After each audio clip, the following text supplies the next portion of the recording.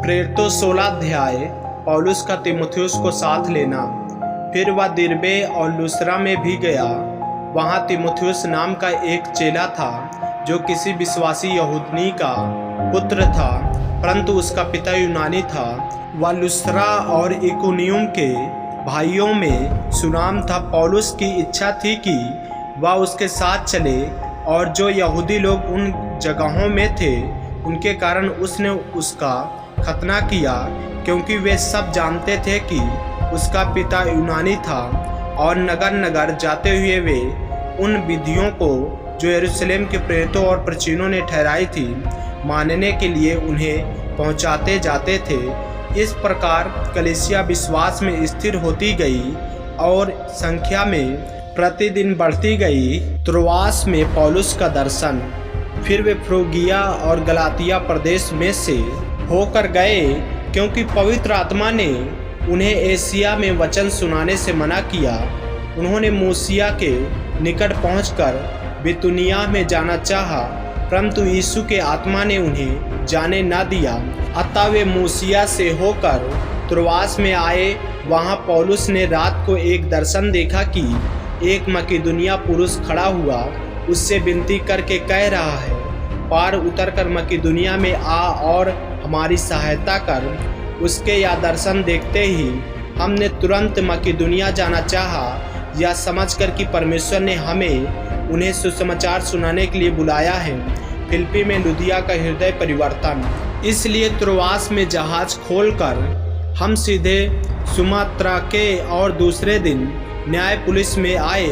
वहां से हम फिलिप्पी पहुँचे, जो मकिदुनिया प्रांत का मुख्य नगर और रोमियों की बस्ती है, और हम उस नगर में कुछ दिन तक रहे। सप्त के दिन हम नगर के फाटक के बाहर नदी के किनारे यह समझकर गए कि वहाँ प्रार्थना करने का स्थान होगा, और बैठकर उन स्त्रियों से जो इकट्ठी हुई थी बातें करने लगे। लुदिया नामक थुआतीरा नगर की बैजनी कपड़े बेचने वाली एक भक्त स्त्री सुन रही थी। प्रभु ने उसका मन खोला कि वह पौलुस की बातों पर चित्त लगाए। जब उसने अपने घराने समेत बपतिस्मा लिया तो उसने हमसे विनती की, यदि तुम मुझे प्रभु की विश्वासनी समझते हो तो चलकर मेरे घर में रहो। और वह हमें मना कर ले गई। पौलुस और सिलास बंदी गृह में जब हम प्रार्थना करने की जगह जा रहे थे तो हमें एक दासी मिली जिसमें भावी कहने वाली आत्मा थी, और भावी कहने से अपने स्वामियों के लिए बहुत कुछ कमा लेती थी। वह पौलुस के और हमारे पीछे आकर चिल्लाने लगी, ये मनुष्य परम प्रधान परमेश्वर के दास हैं जो हमें उद्धार के मार्ग की कथा सुनाते हैं। वह बहुत दिन तक ऐसा ही करती रही, परंतु पौलुस दुखी हुआ और मुड़कर उस आत्मा से कहा, मैं तुझे यीशु मसीह के नाम से आज्ञा देता हूँ कि उसमें से निकल जा।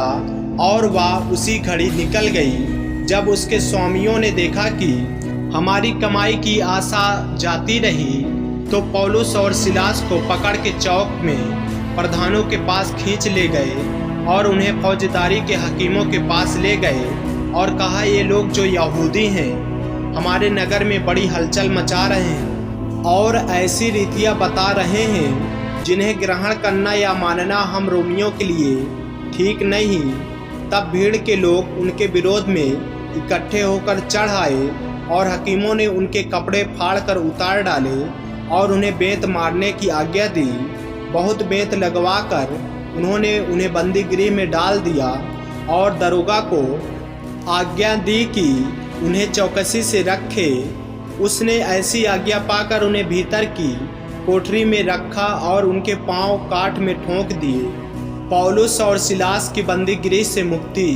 आधी रात के लगभग पौलुस और सिलास प्रार्थना करते हुए परमेश्वर के भजन गा रहे थे और कैदी उनकी सुन रहे थे। इतने में एकाएक बड़ा भूकंप आया, यहाँ तक कि बंदी गृह की नींव हिल गई और तुरंत सब द्वार खुल गए और सबके बंधन खुल पड़े। दरोगा जाग उठा और बंदी गृह के द्वार खुले देखकर समझा कि कैदी भाग गए हैं। अतः उसने तलवार खींचकर अपने आप को मार डालना चाहा, परंतु पौलुस ने ऊंचे शब्द से पुकार कर कहा, अपने आप को कुछ हानि न पहुंचा, क्योंकि हम सब यही हैं। तब वह दिया मंगवाकर भीतर लपका और कांपता हुआ पौलुस और सिलास के आगे गिरा और उन्हें बाहर लाकर कहा, हे सज्जनों, उद्धार पाने के लिए मैं क्या करूं? उन्होंने कहा, प्रभु यीशु मसीह पर विश्वास कर तो तू और तेरा घराना उद्धार पाएगा। और उन्होंने उसको और उसके सारे घर के लोगों को प्रभु का वचन सुनाया। रात को उसी घड़ी उसने उन्हें ले जाकर उनके घाव धोए और उसने अपने सब लोगों समेत तुरंत बपतिस्मा लिया। तब उसने उन्हें अपने घर में ले जाकर उनके आगे भोजन रखा और सारे घराने समेत परमेश्वर पर विश्वास करके आनंद किया। जब दिन हुआ तब हकीमों ने सिपाहियों के हाथ कहला भेजा कि उन मनुष्यों को छोड़ दो। दरोगा ने ये बातें पौलुस से कही, हकीमों ने तुम्हें छोड़ देने की आज्ञा दी है, इसलिए अब निकलकर कुशल से चले जाओ। परंतु पौलुस ने उनसे कहा, उन्होंने हमें जो रोमी मनुष्य हैं दोषी ठहराए बिना लोगों के सामने मारा और बंदीगृह में डाला। अब क्या हमें चुपके से निकाल रहे हैं? ऐसा नहीं, परंतु वे स्वयं आकर हमें बाहर निकालें। सिपाहियों ने ये बातें हकीमों से कही और वे यह सुनकर कि रोमी हैं डर गए और आकर उन्हें मनाया और बाहर ले जाकर विनती की कि नगर से चले जाएं। वे बंदीगिरी से निकलकर लुदिया के यहाँ गए और भाइयों से भेंट करके उन्हें शांति दी और चले गए।